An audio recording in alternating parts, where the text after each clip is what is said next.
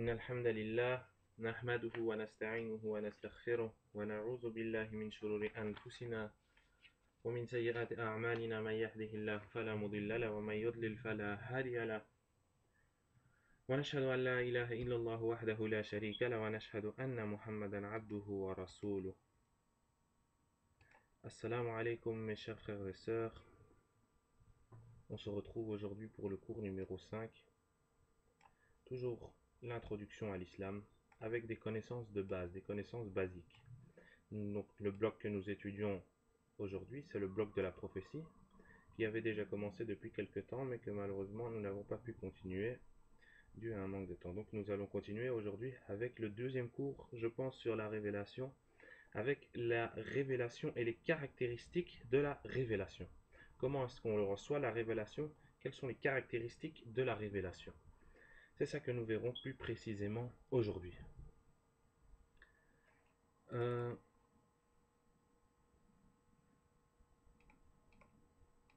Toujours le bloc de la prophétie. Et voilà. Donc la communication. Comment est-ce qu'on peut communiquer? Comment est-ce que Dieu communique avec un humain? Et le mode, le type de communication, les voies de communication par lesquelles Dieu communique à un être humain est mentionné dans le Saint-Coran. Et c'est mentionné dans la sourate numéro 42 au verset numéro 51. Et si nous lisons ce verset, c'est-à-dire sourate Ashura, chapitre 42, au verset 51, c'est-à-dire l'avant-dernier verset. Un verset avant l'avant-dernier, pardon. Il est dit وَمَا كَانَ لِبَشَرٍ أَن يُكَلِّمَهُ اللَّهَ إِلَّا وَحْيًا أَوْ مِنْ وَرَاءِ حِجَابٍ أَوْ يُرْسِلَ رَسُولًا فَيُوحِيَ بِإِذْنِ مَن يَشَاءُ إِنَّهُ عَلِيٌّ حَكِيمٌ. Donc il a ici, les trois voies de communication ont été expliquées. Les trois voies que vous retrouvez ici mentionnées sur la diapositive sont tirées du Saint-Coran, de Surat Ashura, chapitre 42, verset 53. Il est dit وَمَا كَانَ لِبَشَرٍ أَن يُكَلِّمَهُ اللَّهُ. Il n'a pas été donné à un mortel, à une chose, un humain, à quelque chose qui peut mourir, que Dieu lui parle. Il n'est pas possible qu'un mortel puisse parler à Dieu autrement que illa wahya, autrement que par révélation, c'est-à-dire ici le premier, la révélation, puis aoumi wara'i hijab, ou derrière un voile, derrière un rideau, Dieu lui parle derrière un rideau, ou ici il est dit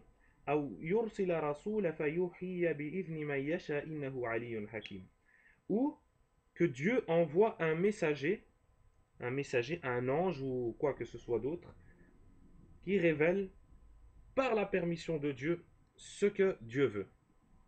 Donc le messager va révéler par la permission de Dieu ce que Dieu veut, et Dieu est sublime et sage. Allah subhanahu wa ta'ala est sublime et sage. Donc les trois voies sont mentionnées dans cette sourate. Et nous allons analyser chacune de ces trois voies. Donc par la voie numéro 1, par la voie A, qui est celle-ci. Donc c'est Dieu qui insuffle un message dans le cœur de l'humain.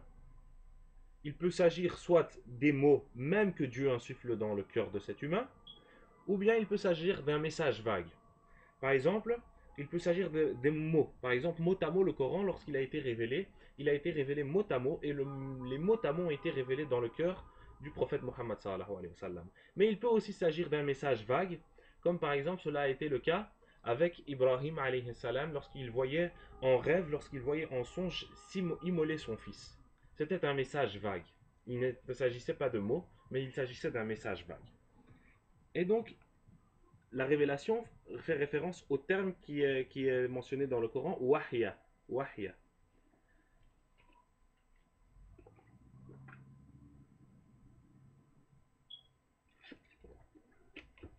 Et la distinction qu'il y a ici dans cette voie, dans la voie A, c'est que les mots prononcés par Dieu ne sont pas entendus par l'ouïe, mais le message envoyé, qui est soit des mots, soit un message général, est reçu dans le fort intérieur. Donc le message n'est pas entendu par l'oreille de cette personne, mais il est reçu dans le fort intérieur, dans le cœur de la personne. Et dans son message, soit la personne est certaine, il est certain que le message reçu est d'origine divine, pardon. C'est le cas lorsqu'il s'agit de prophètes. Et les rêves des prophètes relèvent de cette forme de réception, euh, comme par exemple dans le rêve que je vous ai déjà cité, le rêve d'Ibrahim alayhi salam, le rêve d'Abraham, qui est mentionné dans Surat al-Saffat, chapitre 37 au verset 102, dans lequel il est dit فَلَمَّا بَلَغَ مَعَهُ سَعْيًا قَالَ يَا بُنَيَّ إِنِّي أَرَى فِي الْمَنَامِ أَنِّي أَذْبَحُكَ فَانظُرْ مَاذَا تَرَى قَالَ يَا أَبَتِ افعل ما تؤمر ستجدوني إن شاء الله من الصابرين. Et donc ici, lorsqu'il s'agit de prophètes, ils sont sûrs de la réception, que le message est d'origine divine. Et d'autres fois, c'est en état de veille que les prophètes reçoivent d'autres messages de ce type. Soit ils sont conscients, soit ils sont en état de veille et ils reçoivent ce type de message. Mais ils sont certains du message reçu. Ou bien soit, il est... La, donc la deuxième possibilité, c'est soit il est sûr, soit il n'est pas sûr. Il est probable, zanni, que le message reçu est d'origine divine. C'est le cas des humains, des humains comme nous, qui ne sont pas des prophètes, nous ne sommes pas des prophètes. Et lorsqu'ils reçoivent pendant leur sommeil ou en état de veille, en état de prière ou quoi que ce soit, un message dont ils pensent que cela provient de Dieu, ils ne peuvent jamais en être certains. Ils ne sont pas certains que ce message provient de Dieu. Et c'est pourquoi la parole de Dieu, la parole que Dieu a communiquée aux prophètes, c'est que la parole que Dieu communique aux prophètes a priorité sur les messages reçus par les hommes qui ne sont pas des prophètes. Donc, le message qu'un prophète reçoit, lorsque les prophètes existaient, à l'époque des prophètes, était prioritaire par rapport au message que d'autres humains recevaient. Pourquoi? Parce que le prophète, lui, il est sûr que le message est divin, tandis que pour un humain, un simple humain comme moi et vous, euh, on ne peut pas être certain que le message reçu est d'origine divine. Et donc, les rêves sont ainsi véridiques euh, quand il s'agit de prophètes, et même l'inspiration des prophètes sont véridiques. Et la voie B, la voie dans laquelle Dieu parle derrière un rideau, c'est donc Dieu qui parle directement aux prophètes par le biais de son ouïe, par l'ouïe, avec sa voix.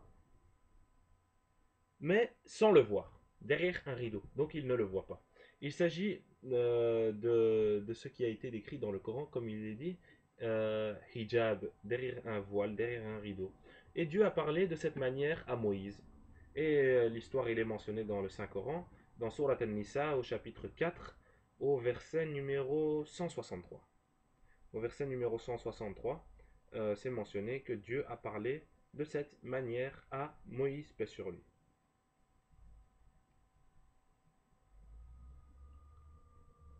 إنا أوحينا إليك كما أوحينا إلى نوح والنبيين من بعده وأوحينا إلى إبراهيم وإسماعيل وإسحاق ويعقوب والأسباط وعيسى وأيوب ويونس وحارون وسليمان وآتينا داود زبورا. Et après aussi, il est dit, c'est le verset que j'ai souvent cité, وَرُسُلًا قَدْ قَصَصْنَاهُمْ عَلَيْكَ مِنْ قَبْلُ وَرُسُلًا لَمْ نَقْصُصْهُمْ عَلَيْكَ. Et après, il est dit وَكَلَّمَ اللَّهُ مُوسَى تَكْلِيمًا. Et Dieu a parlé à Moïse de vive voix. C'est donc au verset 164, pardon, où la preuve est mentionnée. Et lors de l'ascension nocturne du prophète Mohammed sallallahu alayhi wa sallam, Dieu a également parlé de cette manière-là au prophète Mohammed sallallahu alayhi wa sallam. Et les hadiths sont nombreux et ils sont bien connus et ils relatent cette histoire. Et cette voie est réservée uniquement aux prophètes. Aucun être humain non prophète n'a pu bénéficier de cette manière de révélation, de cette manière de communication de Dieu. Et parmi l'ensemble des prophètes, seuls certains messagers ont bénéficié de ce type de communication. Tous les messagers n'ont pas bénéficié de ce type de communication. Et cette voie n'a donc plus lieu aujourd'hui sur terre, puisque les messagers ne sont plus présents aujourd'hui à notre jour.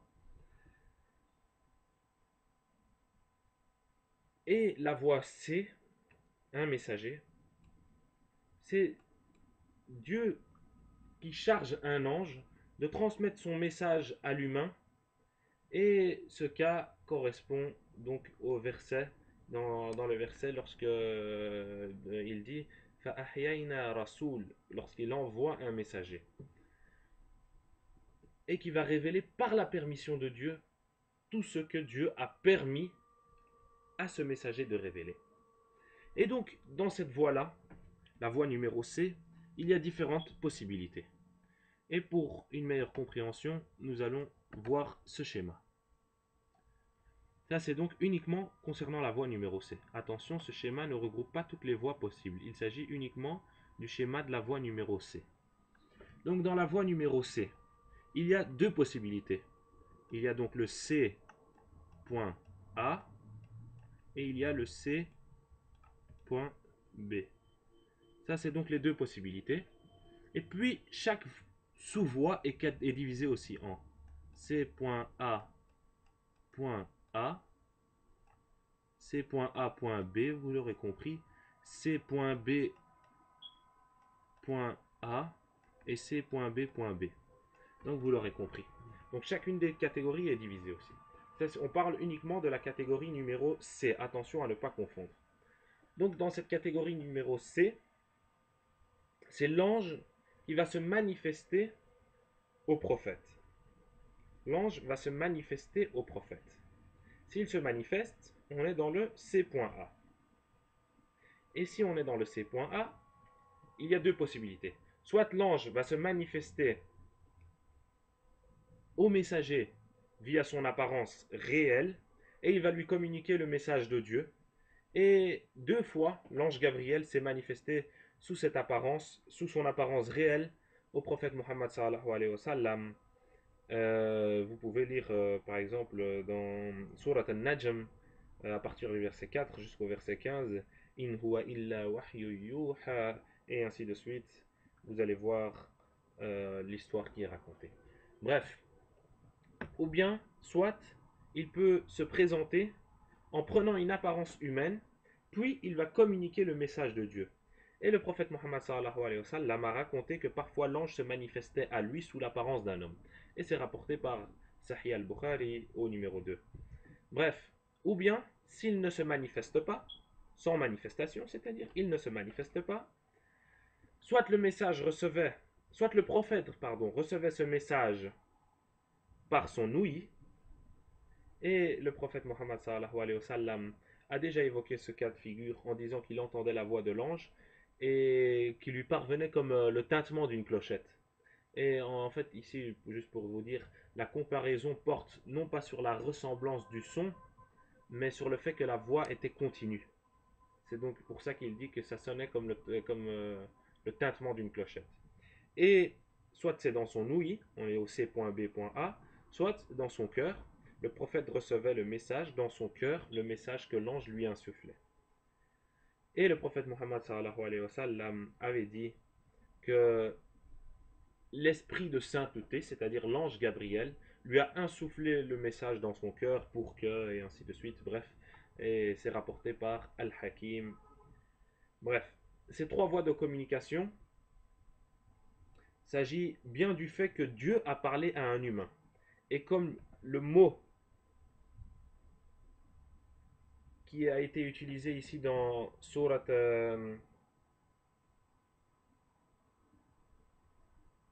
Ashura, au verset numéro 51, dans lequel il est dit « Il n'a pas été donné à un mortel que Dieu lui parle. » Donc, il s'agit bien de moyens de communication, de moyens pour parler. Et il s'agit donc d'une révélation wahya. Et il y a une question qui se pose souvent, donc on va essayer de répondre à cette question rapidement. On nous demande souvent, est-ce que la mère de Moïse, est-ce que Marie, est-ce que Sarah, la femme d'Abraham, sont des prophètes, sont des messagers de Dieu? Et la question est assez courante, parce que Sarah a entendu les anges a entendu les anges qui sont venus délivrer son mari, qui sont venus délivrer à son mari la bonne nouvelle de la naissance de son prochain fils, Isaac. Et il y a certains savants qui pensent que oui, ce sont des messagers, des prophètes. Mais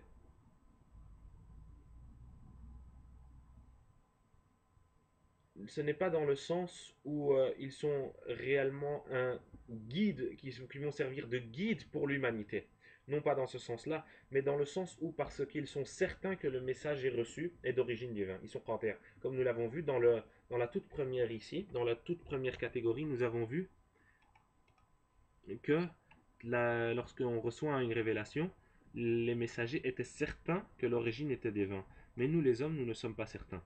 Et parce qu'ils ont reçu un message et qu'ils étaient certains que cela provenait de Dieu, certains disent que oui, il s'agit de messagers. Non pas qu'ils servaient de guide pour l'humanité, mais parce qu'ils étaient certains que l'humanité, que le message reçu était d'origine divine.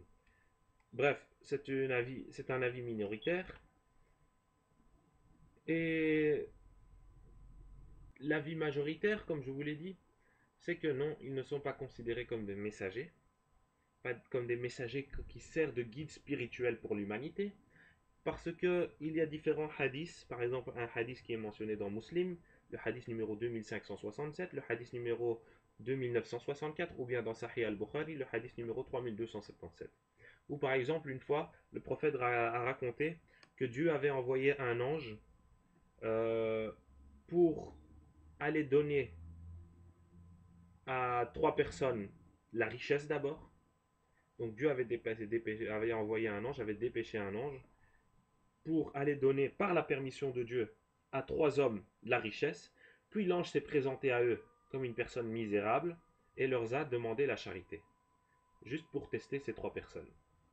Et cela ne fait pas de ces trois personnes des prophètes, ils n'étaient pas des prophètes. Et donc ainsi de la même manière, ce n'est pas parce que Dieu a envoyé quelque chose à une personne que cette personne est messager. Mais on peut dire qu'ils sont messagers dans le sens où ils étaient sûrs du message reçu, sûrs que le message reçu était divin, mais ils ne sont pas messagers dans le sens où ils servent de guide spirituel pour l'humanité. Bref, j'espère avoir été clair sur cette réponse à cette question. Alors pour répondre à une autre question qui revient souvent, c'est, ou bien plutôt on va le répondre à cela juste après, mais avant cela, donc, on va voir l'ange Gabriel. Donc, comme je vous l'ai dit, l'ange Gabriel apparaissait sous deux formes. Soit il apparaissait sous sa forme réelle, soit il apparaissait sous la forme d'un homme.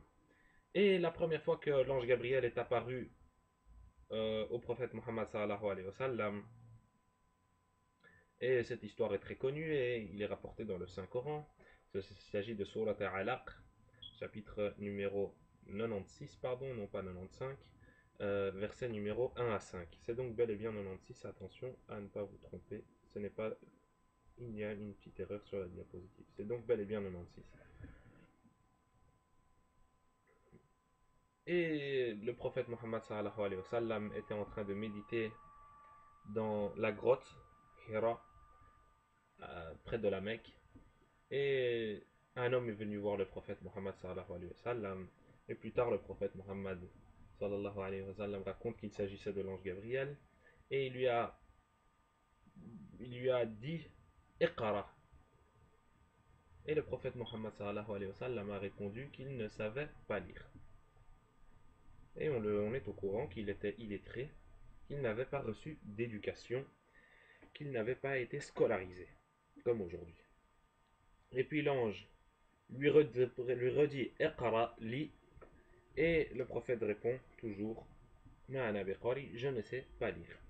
Et puis l'ange répète et il dit Iqra bismi rabbika alladhi khalaq. Et le prophète Mohammed sallallahu alayhi wa sallam a répété le premier verset qui lui a été révélé. Il s'agit donc bel et bien de Surat Alaq, chapitre 96, verset numéro 1 à 5, dans lequel il est dit Iqra bismi rabbika alladhi khalaq. Lis au nom de ton Seigneur qui a créé. Qu'est-ce qu'il a créé Khalaqal insana min alaq, qui a créé l'homme d'une adhérence. Bref, je pense que tout ceci, adhérence et autres, nous allons le voir dans les cours d'embryologie. Nous allons essayer de faire des cours d'embryologie et voir tout ceci. Iqra wa rabbukal akram. Lis, ton Seigneur est très noble. Alladhi allama bil qalam. Il a tout enseigné. Qui a tout enseigné par la plume, par le qalam. Allama al insana ma lam ya'lam. Il a enseigné à l'homme ce qu'il ne savait pas. Dieu a enseigné à l'homme ce qu'il ne savait pas. Kalla innal insana la yatgha. Prenez garde, vraiment, l'homme devient rebelle. C'est Dieu qui nous a fait, c'est Dieu qui nous a tout enseigné, mais à la fin nous sommes rebelles envers Dieu. Arraha ustaghna. Dès qu'il estime qu'il peut se suffire à lui-même. Dès qu'on pense qu'on peut se suffire à nous-mêmes, nous devenons, comme Dieu le dit, rebelles. Nous devenons rebelles. Bref, ce sont les premiers versets qui ont été révélés au prophète Mohammed sallallahu alayhi wa sallam, Surat Al-Alaq, chapitre 96, verset numéro 1 à 5. Et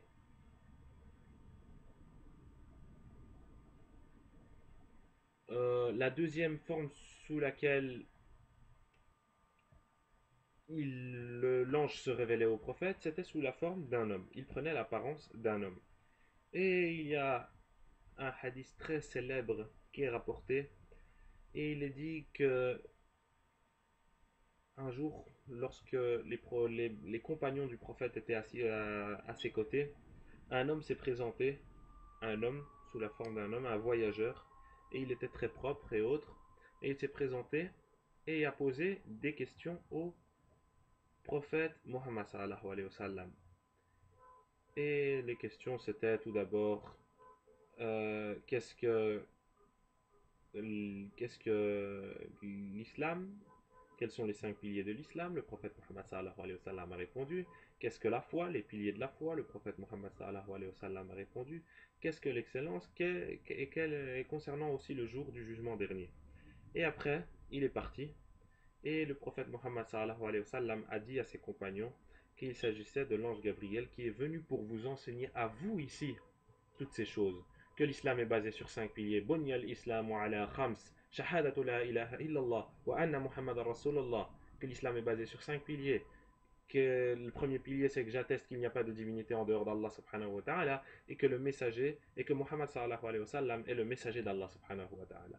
Le deuxième pilier, as-salat, la prière. Troisième, az-zakat, c'est-à-dire l'aumône. Le quatrième, as-sawm, le jeûne. Et cinquième, hajj fil baytillah, le pèlerinage à la Mecque. Bref, ce sont donc les deux formes sous lesquelles l'ange est apparu au prophète Mohammed sallallahu alayhi wa sallam. Mais une question demeure tout de même, c'est qui est l'ange Gabriel? Qui est le Saint-Esprit? Qui est le Saint-Esprit? Et si on traduit ce terme, le Saint-Esprit, il donne en arabe Ruhil Qudus. Ruhil Qudus. Et nous allons donc voir tous ces versets. Voilà. Pour essayer de donner une réponse à cette question, qui est le Saint-Esprit? Selon l'islam, le Saint-Esprit est l'ange Gabriel, comme je l'ai dit. L'ange Gabriel a rapporté le message d'Allah subhanahu wa ta'ala au prophète Muhammad sallallahu alayhi wa sallam. C'est l'ange Gabriel qui a rapporté le message d'Allah au prophète Muhammad sallallahu alayhi wa sallam. Et le Coran dit dans Surat Al-Baqarah, au chapitre 2, au verset 87, au verset 253, et dans différents autres endroits. Par exemple, Surat Al-Baqarah, chapitre 2, au verset 87, il est dit ولقد آتينا موسى الكتاب وقفينا من بعده بالرسل وآتينا عيسى بن مريم البينات وأيدناه بالروح القدس أفكلما جاءكم رسول بما لا تحوى أنفسكم استكبرتم ففريقا كذبتم وفريقا تقتلون وقالوا قلوبنا غلف. Bref, il est dit, certes nous avons donné le livre à Moïse, وآتينا موسى الكتاب وقفينا من بعده بالرسل, et nous avons envoyé après lui des prophètes successifs. وآتينا عيسى بن مريم البينات وأيدناه بالروح القدس. Et nous avons donné des preuves à Jésus, fils de Marie, et nous l'avons renforcé du Saint-Esprit. Nous avons renforcé Jésus, paix sur lui, du Saint-Esprit. Donc le Saint-Esprit, l'ange Gabriel, a été envoyé également à Jésus, paix sur lui. Et dans d'autres versets du Saint-Coran, par exemple dans Surat Maryam au chapitre 19 au verset 17, il est dit que l'ange Gabriel s'est présenté à Marie, paix sur lui, pour la réconforter. Donc il est dit فَاتَّخَذَتْ مِن دُونِهِمْ حِجَابًا فَأَرْسَلْنَا إِلَيْهَا رُوحَنَا فَتَمَثَّلَ لَهَا بَشَرًا سَوِيًّا. Et Marie a mis un voile, a mis entre elle et eux un voile, et nous lui avons envoyé notre esprit, qui se présenta à elle sous la forme d'un homme parfait. Donc même l'ange Gabriel avait été envoyé à Marie juste avant la naissance de Jésus pour le réconforter. Et dans Surat al-Baqarah au chapitre 253, comme je l'ai déjà dit, ceci est également mentionné, si nous allons le voir. Il est dit تلك الرسل فضلنا بعضهم على بعض منهم من كلم الله ورفعه بعدهم درجات وآتينا عيسى بن مريم البينات وأيدناه بالروح القدس. Encore la même chose, que Jésus, paix sur lui, a été fortifié par le Saint-Esprit. Et dans Surat Maïda, chapitre 5, au verset 110, un message similaire a été donné. Si nous allons lire ce verset, au verset 110, le même message a été donné. Il est dit, et quand Dieu dira, إذ قال الله يا عيسى بن مريم اذكر نعمتي عليك وعلى والدتك. Et il est dit, quand Dieu dira, ô Jésus, fils de Marie, rappelle-toi de mon bienfait sur toi et sur ta mère, quand je te fortifiais du Saint-Esprit. إذ أيدتك بالروح القدس. Donc, Jésus, paix sur lui, a été fortifié du Saint-Esprit, et Marie, que la paix soit sur elle, a également été fortifiée du Saint-Esprit.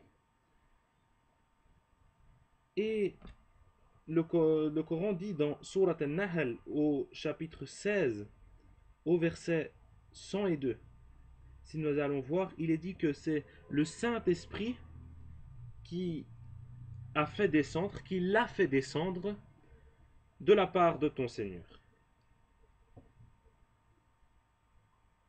Surat An-Nahl chapitre 16 au verset 102, qu'est-ce qu'il est dit? قل نزله روح القدوس من ربك بالحق ليثبت الذين آمنوا وهدى وبشرى للمسلمين. Dit, c'est le Saint-Esprit, l'ange Gabriel, qui l'a fait descendre de la part de ton Seigneur en toute vérité. Bref. Donc, selon le Coran, le Saint-Esprit, Ruhil Qudus, c'est l'ange Gabriel. Aucun doute là-dessus. Mais concernant la Bible, le point de vue est un peu plus ambigu. C'est un peu plus ambigu. Mais les chrétiens disent que le Saint-Esprit est Dieu. Vous connaissez la fameuse Trinité. Il y a le Père, le Fils et le Saint-Esprit. Mais il n'y a pas trois dieux, il n'y a qu'un seul Dieu. Donc le Saint-Esprit est Dieu. Et moi je dirais que c'est un tiers de Dieu. Puisqu'il y a trois dieux. Si nous disons qu'il y a trois dieux, donc il y a trois dieux, X, on va dire que c'est Dieu, est égal à 1. Donc une partie de Dieu, c'est égal à un tiers. C'est ça que les chrétiens sont en train d'affirmer, ce qui est tout à fait incorrect. Ils divisent Dieu en trois parties. Bref, peu importe, on ne va pas perdre notre temps là-dessus, nous verrons ça plus tard. Mais les témoins de Jéhovah nous disent que l'Esprit Saint, eux ils ne disent pas le Saint-Esprit, ils disent l'Esprit Saint. Ils n'aiment pas que vous prononcez ce terme, le Saint-Esprit. Car le Saint-Esprit fait référence directement à un tiers de Dieu selon eux. Vous voyez, souvent dans leur publication, la tour de garde et autres, ils ont fait une publication qui s'appelle, je pense, La Trinité, et dans lequel ils ont mis des images de Dieu à trois têtes. Ils sont réellement contre cette idée de Trinité, les témoins de Jéhovah. Et donc, c'est pour ça qu'ils ne veulent pas utiliser le terme Saint-Esprit, mais Esprit Saint. Pourquoi? Parce qu'ils disent que le Saint-Esprit fait référence à une tête d'un Dieu à trois têtes. Selon eux, c'est cela. Donc, ils disent, nous parlons de Esprit Saint, pas de Saint-Esprit. Et selon eux, l'Esprit Saint est la force agissante de Dieu. Peu importe. Les chrétiens en majorité disent qu'il s'agit de Dieu, ou bien qu'il est divin, que le Saint-Esprit est divin. Et d'autres disent qu'il s'agit d'une partie de Dieu, mais bref, ce qui est clairement illogique, car Dieu n'est pas trois en un. C'est pourquoi dans toute la Bible, le mot Trinité, l'idée même de la Trinité n'est pas présente. Dans toute la Bible, elle était seulement présente dans 1er Jean, premier épître de Jean, chapitre 5 au verset 7, mais ce verset a été rejeté par les érudits chrétiens car il s'agissait d'une invention, d'une altération. Comment le sait-on? Par la Bible RSV, la Revised Standard Version, et également, si vous prenez la Bible de l'abbé Crampon, une très vieille Bible, je pense qu'elle date de 1905 si je ne me trompe pas, et que dans cette Bible vous allez à ce passage, premier épître de Jean au chapitre 5 au verset 7, il est écrit: car il y en a trois qui rendent témoignage dans le ciel, le Père, le Verbe et l'Esprit, et ces trois sont un. Et il y en a trois qui rendent témoignage sur la terre, l'Esprit, l'eau et le sang, et ces trois sont d'accord. Bref, et il est dit ici donc, l'idée de la Trinité est clairement présente dans ce verset. Mais il y a une petite anecdote, une petite note en bas de page dans laquelle il est dit: on ne trouve les mots mis entre crochets dans aucun manuscrit grec antérieur au XVe siècle et dans aucun manuscrit de la Vulgate antérieur au 8e siècle. Et quels sont les mots mis entre crochets?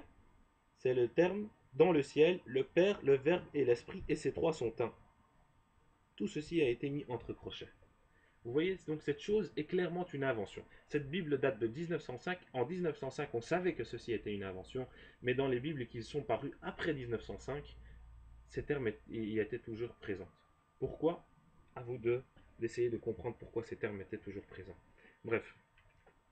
Donc les érudits chrétiens nous disent qu'il s'agit d'une invention, d'une altération, et que ces mots n'étaient même pas là dans la Bible, ils n'étaient même pas écrits. Bref. Et dans le Coran, ce qui est magnifique, c'est que le terme Trinité est présent deux fois. Wala taqulu salasa.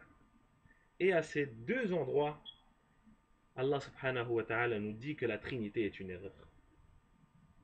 Donc dire que le Saint-Esprit est Dieu ou bien qu'il est divin, c'est une erreur parce que Dieu est différent du Saint-Esprit. Et le Saint-Esprit, c'est donc bel et bien l'ange Gabriel. Voilà. Et il y a une allégation selon laquelle on dit que le prophète Mohammed sallallahu alayhi wa sallam, lorsqu'il a reçu au début la révélation, et beaucoup de gens pensaient qu'il était fou, le prophète Mohammed sallallahu alayhi wa sallam lui-même pensait qu'il était fou. Et la deuxième allégation, c'est que le prophète Mohammed sallallahu alayhi wa sallam pensait qu'il était épileptique. Mais bref, nous n'allons pas répondre à ces deux allégations aujourd'hui. Nous allons essayer de nous consacrer un jour à toutes les allégations possibles contre le prophète Mohammed sallallahu alayhi wa sallam. Mais on ne va pas perdre notre temps là-dessus car on a déjà perdu 30 minutes alors que nous ne sommes même pas arrivés à la moitié. Bref, donc on va continuer. Alors, révélation, dernier messager, il y a un problème qui vient dans la traduction. Le terme qui est utilisé pour la révélation, pour l'inspiration dans le Coran, c'est wahi. Wahi. Et la meilleure manière, c'est d'utiliser le Saint-Coran pour montrer qu'il y a deux différentes voies pour définir ce qu'est la révélation. On peut donc la définir dans le sens général du terme, comme quoi Dieu inspire ou guide des créatures, qu'ils soient humains ou non. Et la deuxième signification, c'est la communication d'une écriture ou bien d'un livre saint, d'un livre sacré. En faisant référence à la première traduction que nous avons dit, que la révélation, c'est donc Dieu qui inspire ou qui guide ses créatures.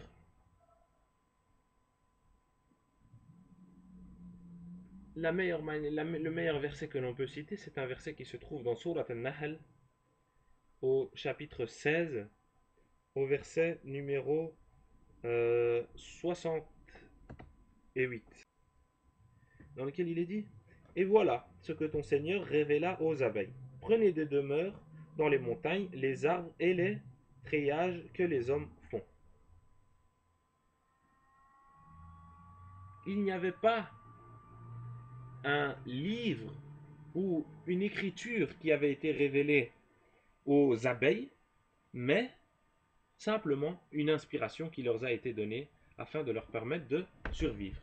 Et dans le terme wahi qui a été utilisé pour guider les gens, pour guider les gens qui ne sont pas nécessairement des prophètes, il y a un exemple qui a été donné dans le Coran, dans Surat Al-Ma'idah, au chapitre 5, au verset 112, un verset que nous avons déjà cité, je pense, si je ne me trompe pas, qu'on peut utiliser également ici, dans lequel il est dit: وَإِذْ قَالَ الْحَوَارِيُّونَ يَا عِيسَى ابْنَ مَرْيَمَ هَلْ يَسْتَطِيعُ رَبُّكَ أَن يُنَزِّلَ عَلَيْنَا مَائِدَةً مِنَ السَّمَاءِ قَالَ اتَّقُوا اللَّهَ إِن كُنتُم مُّؤْمِنِينَ.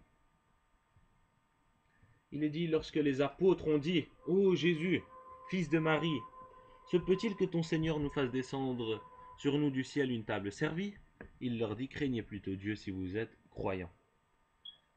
Donc ici, donc le terme a été utilisé pour la guidance. Et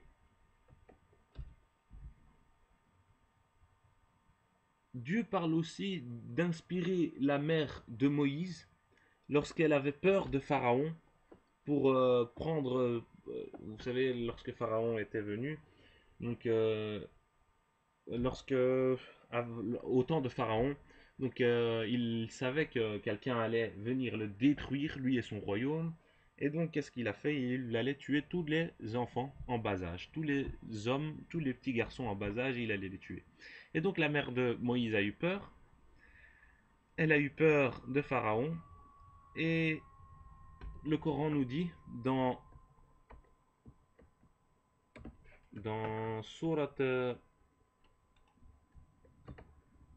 Qasas, au verset numéro 28 et à la sourate numéro 28 au verset numéro 7, que il lui a envoyé une inspiration, que Dieu a envoyé une inspiration.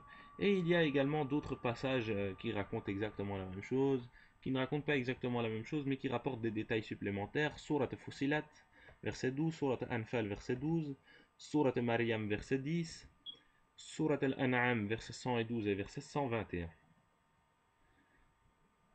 Donc je donne ici les références pour prouver donc ceci. Donc ce qu'est la révélation. Donc la révélation, elle peut être définie de deux manières. Donc Dieu envoie un message pour guider ses créatures, ou bien il inspire les gens pour les sauver ou autre. Bref, maintenant qu'est-ce qu'un prophète? Et donc nous allons définir ceci d'un point de vue islamique et biblique. Islamiquement parlant, un prophète est un homme unique qui a été choisi par Dieu pour propager son message et pour être un modèle pour son enseignement, pour l'enseignement divin. Et lorsqu'on compare les trois religions monothéistes, l'islam, le judaïsme, le christianisme, on voit qu'il y a deux extrêmes qui existent lorsqu'on essaye de définir ce qu'est qu'un prophète. Bref, avant tout, donc ici je vous ai dit que islamiquement parlant, un prophète c'est un être humain qui a été choisi par Dieu pour propager, pour donner le message de Dieu et pour être un modèle pour ses, pour pour ses élèves, si on peut le dire. Et lorsque donc Jésus, paix sur lui, disait celui qui me voit a vu le Père, il ne le perçoit pas au sens physique, mais il le perçoit au sens de la connaissance, car celui qui voit comment se comporte Jésus, il voit comment Dieu veut que l'être humain se comporte. Il le voit au sens de la connaissance et non pas au sens physique du terme. Et bref, si nous regardons le passage est très très très très très très très clair concernant cette chose. Mais bref, on ne va pas s'étendre là-dessus, c'était juste une petite anecdote. Et donc la Bible va dans deux extrêmes pour définir ce qu'est un prophète. La première définition, c'est que premier extrême, c'est que on va déifier, on va rendre Dieu une personne, on va le faire monter une personne, un prophète, on va le faire monter jusqu'au niveau de Dieu. Et c'est le cas le prophète Jésus, paix sur lui. Et l'autre extrême, c'est qu'on va le faire baisser ce prophète, on va le faire baisser à un tel point que l'on va dire qu'il a commis péchés, des péchés très graves, hein, pas de simples petits péchés ou quoi, des péchés d'une extrême importance et qui sont attribués à des prophètes, à des personnes que nous, les musulmans, nous acceptons comme étant des prophètes. Et une chose sur laquelle nous devons insister en utilisant le Coran pour clarifier cette chose, c'est que les prophètes étaient tous des humains. Et il n'y avait pas de question que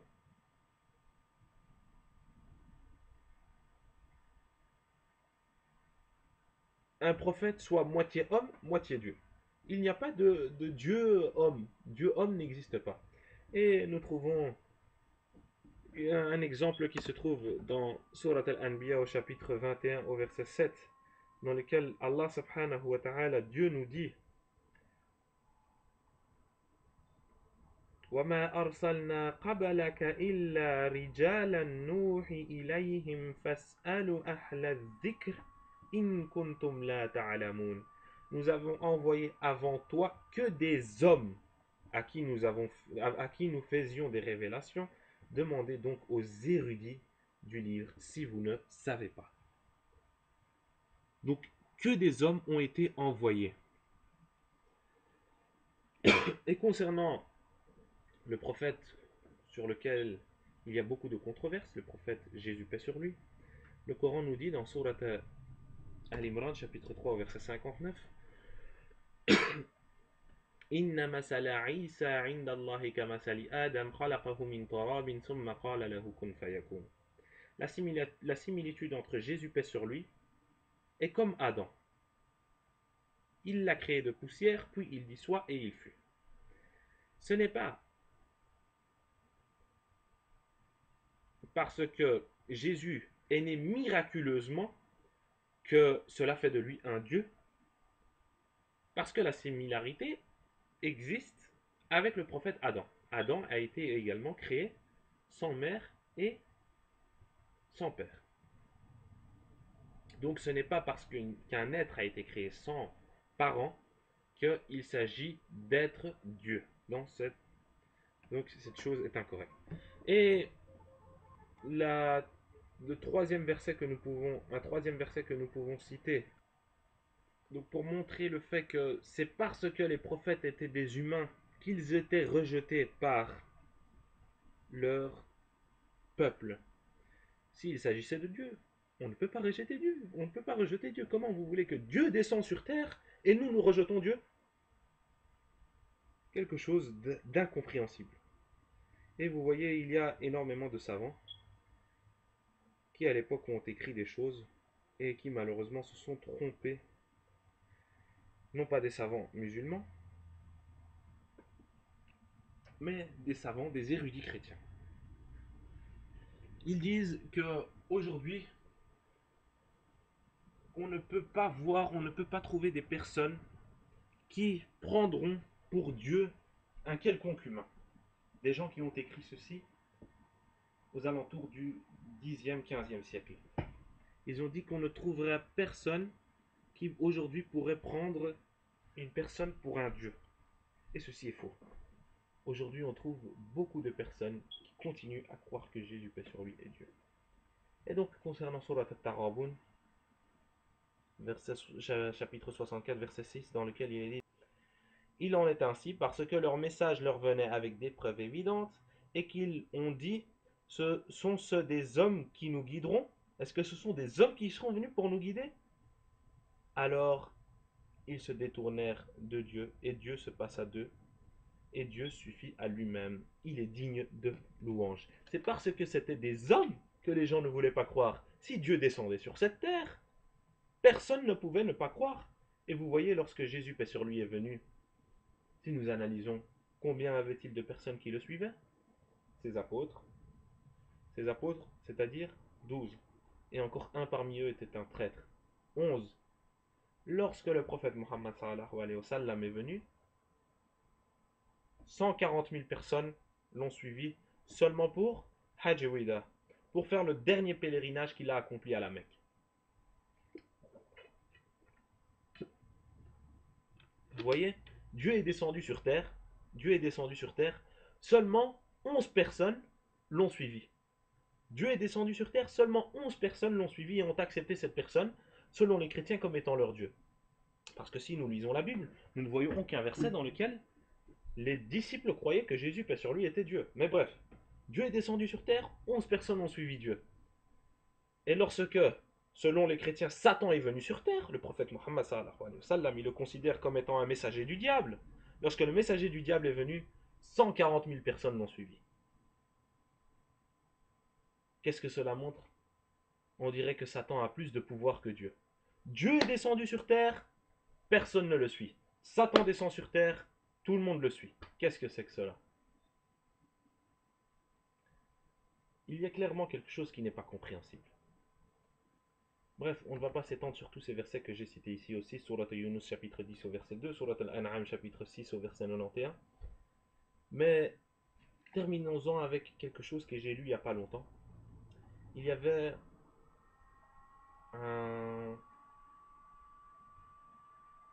dans un article que j'ai lu, dans lequel il est dit que les aborigènes en Australie croyaient en un dieu qui s'appelait Atnatu. Atnatu. A-T-N-A-T-U. Ils croyaient en un dieu qui s'appelait Atnatu. Et donc, si vous analysez ce terme, que signifie le terme Atnatu? Vous aurez appris que ceci signifiait celui qui n'a pas d'anus. Celui qui n'a pas d'anus. Beaucoup de gens rigoleront. Les aborigènes croient en un dieu qui s'appelle Atnatu, qui signifie celui qui n'a pas d'anus. Qu'est-ce que c'est que cela? Je considère qu'ils ont une très très bonne définition de Dieu. Non pas la meilleure définition de Dieu, mais ils ont une très bonne définition de Dieu. Pourquoi? Parce que celui que vous voyez, une personne que vous voyez qui possède un anus ne peut pas être Dieu. Pourquoi? Parce que s'il a un anus, ça veut dire qu'il doit évacuer ses déchets. Évacuer des déchets. Est-ce que Dieu évacue des déchets? Bref, je trouve qu'ils ont une très bonne définition de Dieu. Pour continuer, prophète, messager. Quelle est la définition d'un prophète? Quelle est la définition d'un messager? Donc nous avons commencé, donc si nous avons vu, donc nous avons commencé avec la définition des révélations. Nous avons différencié les révélations, donc les différents types de révélations. Maintenant nous allons voir, nous avons vu la différence, ce n'est pas vraiment la définition, mais la différence entre un prophète d'un point de vue coranique, d'un point de vue islamique et d'un point de vue biblique. Et maintenant nous allons voir la définition réellement de ce qu'est un prophète et de ce qu'est un messager. Donc la différence, c'est que prophète, le terme prophète en arabe se dit nabi. Nabi qui est écrit ici en arabe. Nabi. Et le terme messager se dit rasoul, rasoul. Et nabi désigne un prophète et rasoul désigne un messager, c'est-à-dire celui qui a reçu un message et qui se doit de le prêcher. Chaque rasoul est un nabi, mais chaque nabi n'est pas un rasoul. Donc je vais me répéter pour que ce soit bien clair. Un nabi, un prophète, désigne un prophète. Un nabi désigne un prophète. Et un rasoul, c'est une personne qui a reçu risala. C'est-à-dire, ça désigne celui qui a reçu un message et qui se doit de le prêcher. Chaque messager est un prophète, mais chaque prophète n'est pas un messager.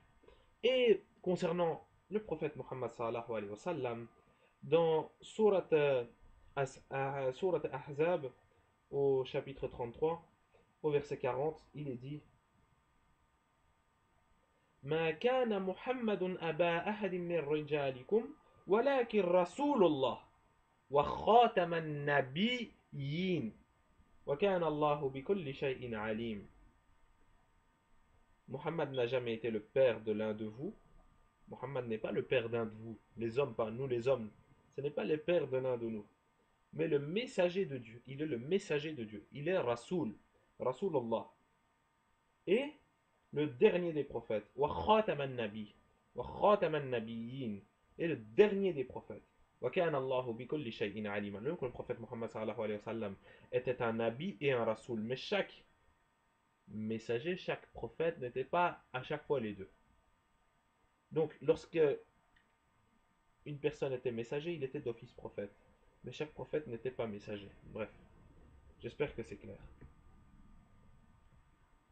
Le Coran est très clair en affirmant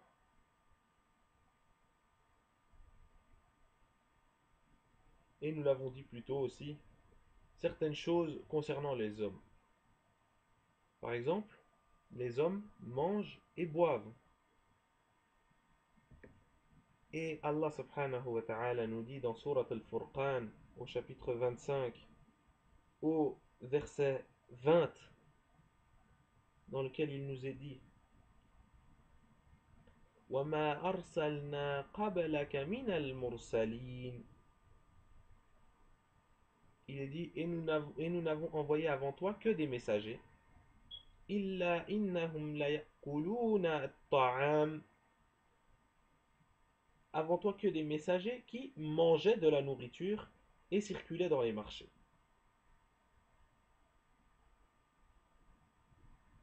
Concernant le prophète Jésus, paix sur lui et sa mère, tous les deux mangeaient également. Et ceci est mentionné dans Surat Al-Ma'ida, au chapitre 5, au verset 75, dans lequel il est dit Mal Masih ibn Maryam illa rasoul.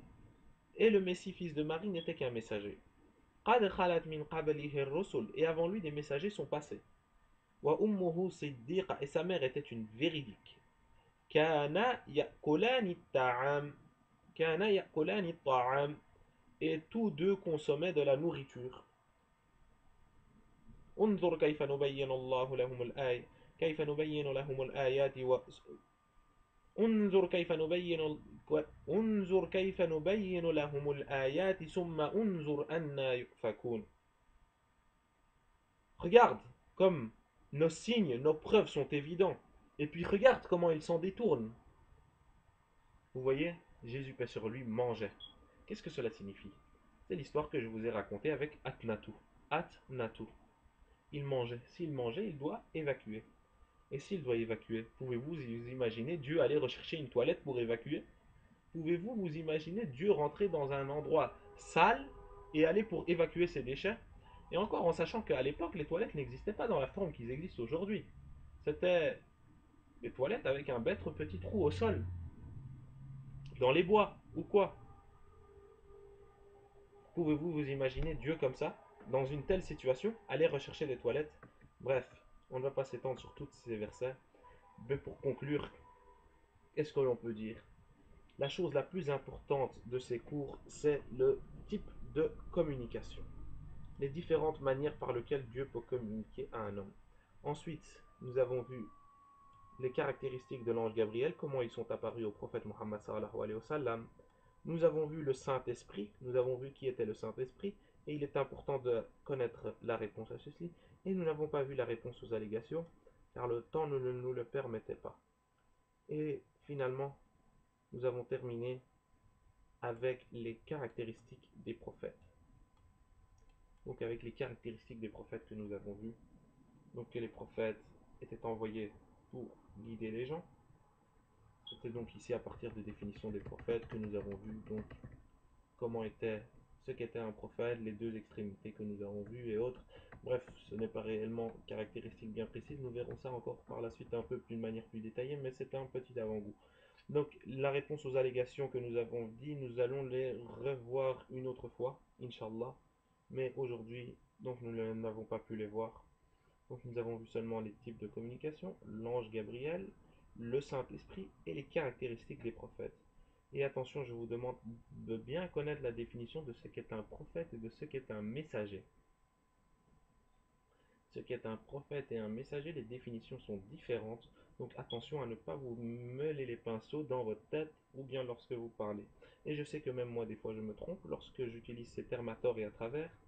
Et je ne fais pas attention à ces termes. Mais donc, il faut faire attention à ne pas se tromper dans les termes. Donc, chaque prophète, comme je vous l'ai dit, chaque messager était un prophète, mais chaque prophète n'était pas forcément un messager. Donc, il faut bien retenir cette phrase, l'avoir en tête, et à partir de là, vous pouvez retrouver les définitions. Et vous pouvez retrouver le rôle de chaque prophète. Donc, essayez de connaître tout ça. Et les types de communication, c'est extrêmement important. Je me rappelle lorsque j'étais jeune, un peu plus jeune, une personne m'a demandé lors du Mi'raj, lorsque le prophète Mohammed sallallahu alayhi wa sallam est parti, est-ce que on apprend qu'il y a eu un dialogue avec Dieu, que le prophète Mohammed sallallahu alayhi wa sallam a eu un dialogue avec Dieu. Et ce dialogue est très connu, il y a eu un dialogue concernant la prière et autres. Et ils m'ont demandé Dieu, est-ce que le prophète Mohammed sallallahu alayhi wa sallam a vu Dieu directement de ses propres yeux. Et j'étais dans le doute. Je ne savais pas car je n'avais pas encore de connaissances concernant ce sujet. Mes connaissances étaient assez limitées et donc je n'ai pas répondu à la question. Donc je vous recommande de connaître la réponse à ceci car un jour on pourra vous la poser et il est recommandé de savoir répondre à ce genre de questions concernant Allah subhanahu wa ta'ala.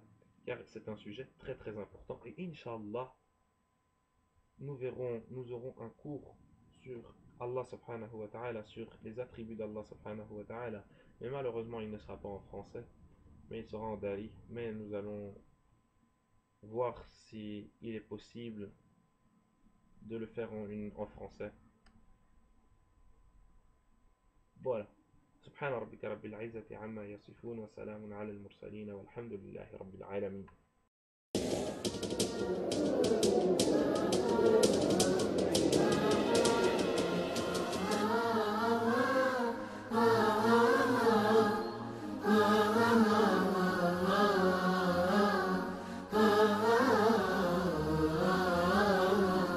يا طيبة يا طيبة يا دوا العيانة اشتقنا لك والهوى نادانا والهوى